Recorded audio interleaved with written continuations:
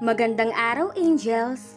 Tunghayan po natin ang ika-16 na kabanata ng ating kwentong The Perfect Stranger. Pero bago tayo magpatuloy, kung bago ka pa lamang sa aking channel, ay pakilike po ng ating video. Paklik din po ng subscribe button, gayon din ang bell icon, para lagi kayong updated sa mga parating ko pang uploads. My name is David de la Cruz. And you are? Alexa po sir. Pakilala niya. Nais niya muling itanong kung ano ang kailangan nito. Ngunit nauunawaan na niya ngayon kung gaano ka-absorb ang lahat. Alam na nito, pero hindi pa rin niya madirekta ang lalaki. It's funny, we've been together for 4 months, and it's only now that we've been properly introduced. It's not really my habit to sleep with women whose name I don't know.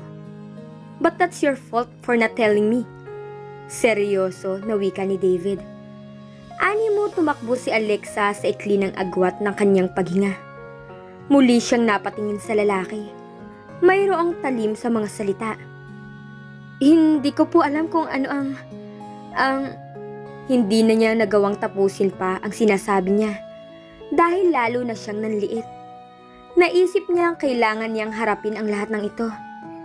Itinuwid niya ang likod, saka muling hinarap si David. May bagong pagtatapang-tapangang nakapa sa dibdib. Seryoso ang anyo niya nang tumitig dito. Ano ang kailangan mo, David?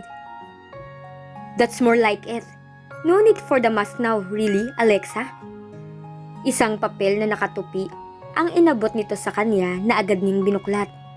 Isa yung demand letter mula sa isang abogado de Campanilla na nagsasabing mayroong ngang mga demandang nakahandang isampa sa kanya.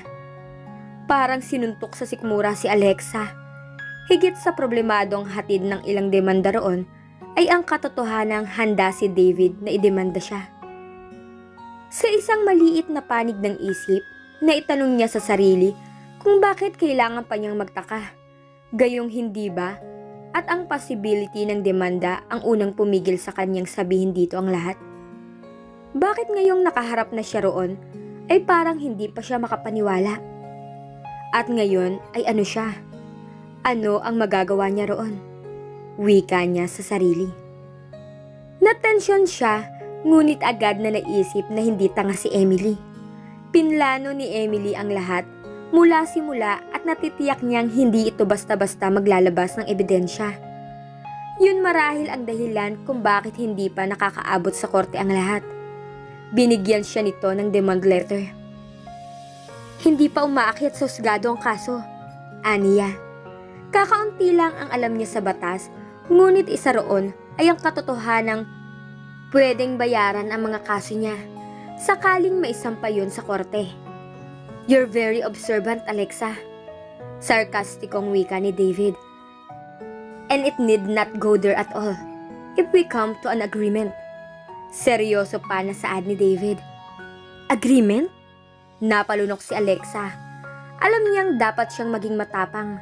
Harapin si David nang nakataas ang noo. Ganoong tila ng hahamo ng lalaki. Hindi niya dapat ipakita na kabado siya. Lungkot na lungkot. At unti-unting nabibiyak ang puso. Ngunit mabilis bumigay ang lahat ng depensa niya habang unti-unting tumitimos sa isip ang mangyayaring hearing sa kaliman. Ang natira sa pera niya ay mahigit 1 milyon na lang. Kinaltas na roon ang pambayad sa low-cost house nila, maging ang operasyon at iba pang bayarin ng kanyang ama. Magkano ang bayad sa abogado? At paano kung malakas ang ebidensya ni David? Paano na ako? Makukulong ako sigurado. Naiiyak na wika ni Alexa sa sarili. Pilit na inalala ni Alexa ang mga narinig tungkol sa batas at sa huli ay alanganing sinabi, yun bang I will buy peace? Ganun ba? Yung sa halip na magdemanda, areglo na lang? Sumulyap si David sa paligid. May ilang kahoy pang retaso na magkakapatong sa isang panid ng garaheng converted sa computer shop. Ni walang pintura yon dahil naisip niyang matino pa naman ang pinturang puti ng garahe. Kumunot ang noo ng lalaki. Do you honestly believe you have enough money to buy me off? Isa lang ang naisip niyang nais nitong gawin niya. Kailangan mo ko para idemanda si Emily. Tumawa si David. Tawang hindi tulad ng noon na parang galing mismo sa puso at kaluluwa, kundi isang pagak na tawa. May demanda ka rin sa kanya, hindi pa siguro nakakarating dito. Halos mapanganga siya. Ano? Gulat na tanong ni Alexa. Well, the moment I told her, I knew what she and you did. She said that her life was stolen from her and that she had amnesia. She's claiming Jeremy Trinidad planned of all this. Jeremy and you, apparently. So, she's suing you both. Sa loob ng ilang sandali ay nagsalit-salit ang emosyon sa puso ni Alexa. Galit kay Emily. Galit sa sarili na hindi siya nakapaghanda para sa ganitong pangyayari. Gayong alam niya mulat sa pool na walang pakialam si Emily kahit mamatay pa siya dahil isa lamang siyang pawn sa larong ito. At labis na pagtatampo kay David na hindi siya totoong minahal. Sapagkat kung minahal talaga siya ng lalaki, bakit nito na naising makulong siya?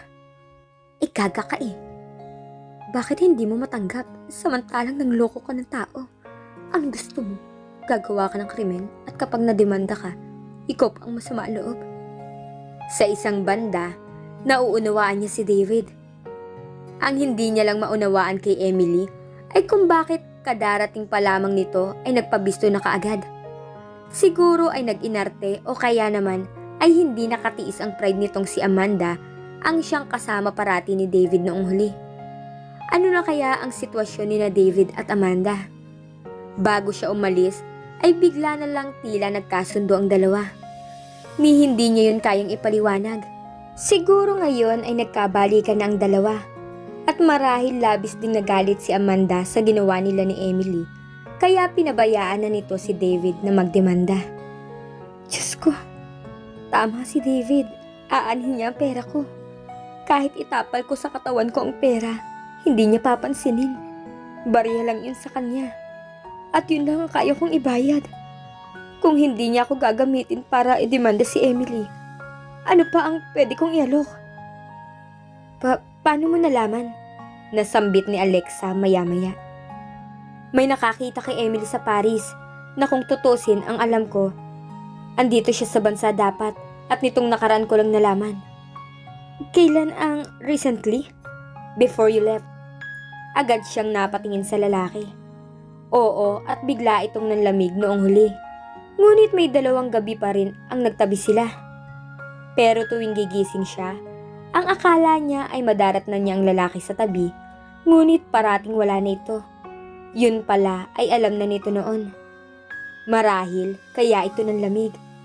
Pero alam na pala nito bakit nagtabi pa rin sila. Halong emosyon na ang nararamdaman ni Alexa. Alam mo na pala noon, pero may nangyari pa rin sa atin. Singhal ni Alexa. Ano ba namang tanggapin ko ang regalong babae ni Emily? Alam kong binayadan ka ni Emily para matulog katabi ko. So, dapat alam mo na kasama doon ang katawan mo. Sarkastikong saad ni David. Kusang tumaas ang kamay ni Alexa sa biglang pagtusok ng mga salita nito sa puso niya. Binayaran siya para sumiping dito. Yun ang tingin ng lalaki. Sa madaling salita, isang prostitute ang tingin nito sa kanya. Inagapan ni David ang braso niya bago pa niya masampal. Don't you dare! Babala ng lalaki. Nanginig sa galit si Alexa. Natunaw ang lakas sa tuhod. Akala ko mabait ka? Akala ko mahal mo ko. Wika ni Alexa sa garalgal na tinig. Sa kabila ng lahat ng ibabaw ang galit niya, humapdi ang kanyang lalamunan sa pagpipigil sa kanyang mga luha. Mariin niyang ikinuyom ang mga kamay upang pigilin ang panginginig. Ngunit naisip niya, sa isang banda ay paano niya masisisi ang lalaki sa pag-iisip na bayaran siya. Totoong bayad siya sa ginawa niya. Paano niya maikakailayon? Am I supposed to just forget what you did to me? Kalmado ang lalaki. Tila baliwala kung masaktan man ang damdamin niya. Kung sa bagay, paano siya hihingi ng respeto rito? Kusa yung ibinibigay, hindi hinihiling. Hindi ka makikipag-areglo? Alam mo na. Sinabi mo na kanina. Wala din naman akong ganong kalaking pera. Hindi kita kayang bayaran. Kaya anong sinasabi mong agreement? Nakataas na ang kilay na sagot ni Alexa. Not here. Wala ka naman yatang ebidensya laban sa akin. Taas noong wika ni Alexa. Ni hindi niya alam kung paanong hindi pa siya tumitimbuwang sa panghihina ng mga tuhod. Bagaman sa pagkakataong iyon ay mariin na siyang nakakapit sa isang computer table. I already have a copy of your medical records from Thailand. Your record from local aesthetic center can be easily subpoenaed to. Napasinghap siya. Doon siya nang hina at kahit na ayaw ay napilitan siyang makiusap. Daanin natin sa maayos na usapan, David. Malakas ang kaso ko laban sa'yo. Besides, I have money to burn. Do you? Lalo na siyang nanghina. Sa isang mahabang proseso ng demandahan, may possibility pang makulong siya. At hindi pa man ay nanliliit na siya, natatakot. Pag-usapan natin, David. Pakiusap ni Alexa. Well, I am not exactly without a heart. Napatingin si Alexa sa lalaki. Naghihintay ng sasabihin nito. Panay ang lunok. Hindi na siya nag-abalang itago ang mga emosyon ng pag-aalala. Come with me and we'll talk about it. Agad siyang tumango. Pumasok siya sa loob ng bahay at pinatuloy si David. Kilala na ito ng pamilya niya, maliban kay Becky. Natuwa ang ama at lola niya na nasa kusina. Niyaya itong magmerienda ng kaniyang ama. Saglit siyang nag-alangang iwan ng lalaki. Ngunit nang makita niyang maayos ang pakitungo nito sa dalawa, ay nagtungo na siya sa silid. Saka tumuloy sa banyo upang maligo. Mabilis ang pagkilos niya.